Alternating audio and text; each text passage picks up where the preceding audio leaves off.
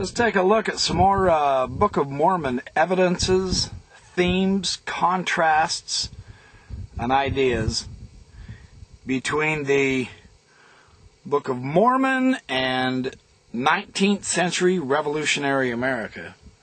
Richard Bushman has done some incredibly interesting studies on this score, and I want to share some of his themes, some of his ideas that he discussed comparing the American politics with the politics as the Book of Mormon depict them. This is in one of my very favorite book, Echoes and Evidences of the Book of Mormon by Perry, Welch, and Peterson, 2002 book. Politics in the American Revolution.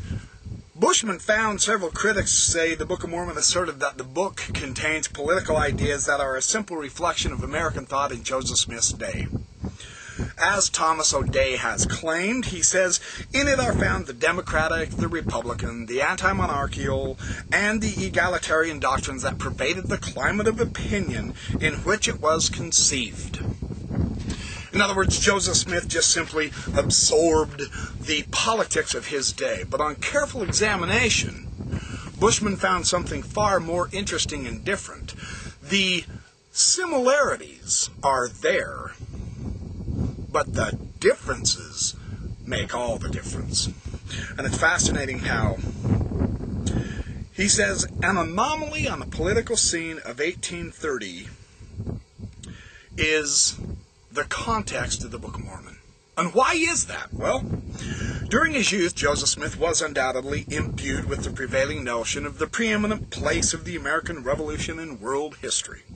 The victory of the American colonists was predominantly portrayed as a case of heroic resistance, in which the colonists threw off the shackles of tyranny. Now, this was how it was viewed in Joseph Smith's day.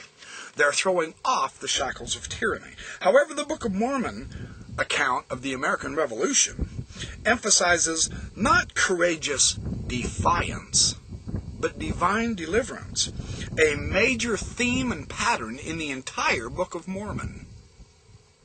Likewise, Bushman examined 3 separate cases in the Book of Mormon when the people of God faced similar situations to that of the American colonists. And in each case in the Book of Mormon, what he found was that people were delivered by fleeing, not by fighting.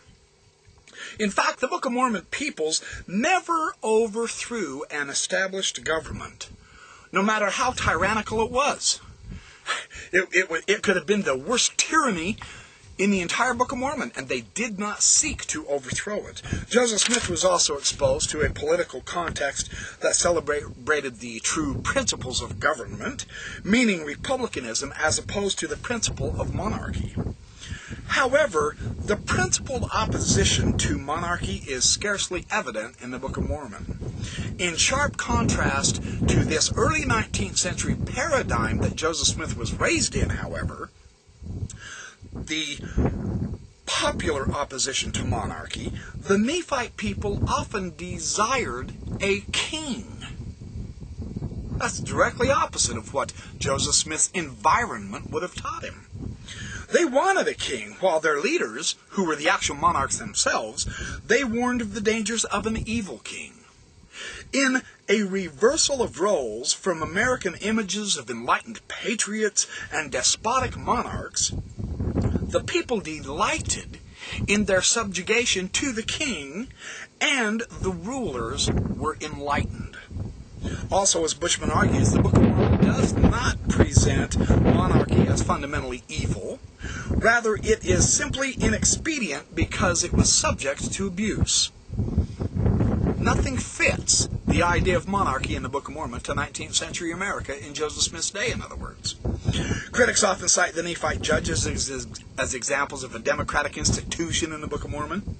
However, even though the judges were approved by the voice of the people, little else about them reflects anything in American thought. The judges served for life.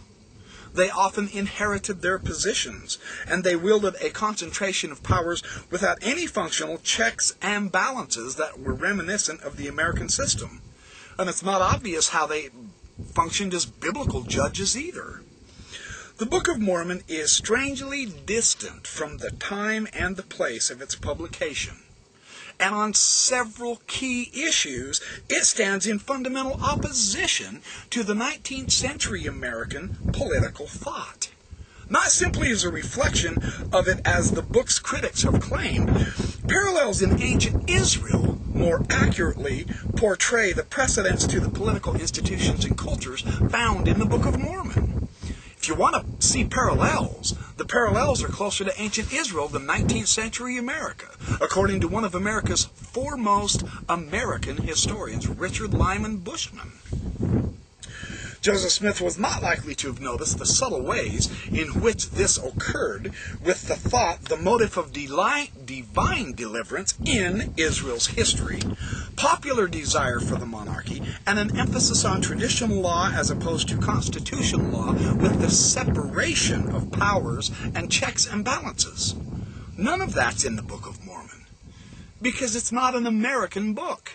Joseph Smith didn't write the Book of Mormon, he translated it, and it reflects an ancient Israelite perspective rather than American political perspective. That's exactly how it should be with our Book of Mormon.